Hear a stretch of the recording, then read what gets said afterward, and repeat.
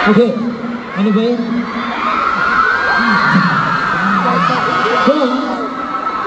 Upo po ba ako? Okay lang po ba po? Okay lang po yung upo po? Okay po. Okay po. From! Ano ba yun? From Hannes muna. Hi, JL. First, thank you for being so resilient and pursuing your dream of becoming a K-pop idol. You truly belong on that stage. While you were in Korea, away from your family and friends, what was the biggest challenge you faced while preparing for this survival show? Ito po, feeling ko even though like before going, like while ongoing, and even I think now, up until now po, same pa rin naman po yung pinakamahirap po, tsaka yung biggest challenge ko po sa sarili ko, which is yung self-doubt. And sobrang hirap po kasi na may mga times po talaga na hindi po natin kayang kalabanin yung monsters inside our head.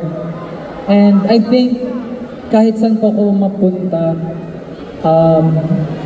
andun ako, syempre, nandun ako. Tapos po, kahit saan po pumunta, like kahit kailan po, pero once po na andyan na naman yung monsters, yung mga may isip natin na hindi naman totoo, pero pinapaniwala natin sa sarili natin totoo. Parang ayun po yung pinakamahirap po.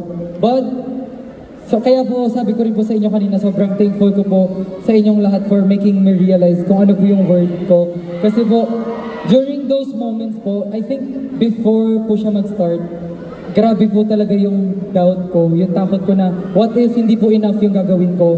What if hindi po enough sa mga taong makakakita yung gagawin ko?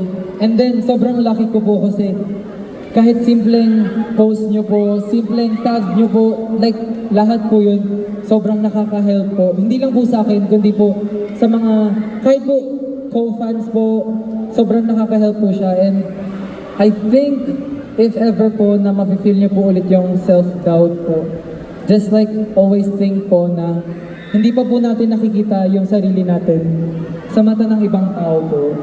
So, yeah. You should always love yourself, po. Okay. And Wala me. pa. Thank you. Thank you, thank you, thank you. Thank you, po. Next,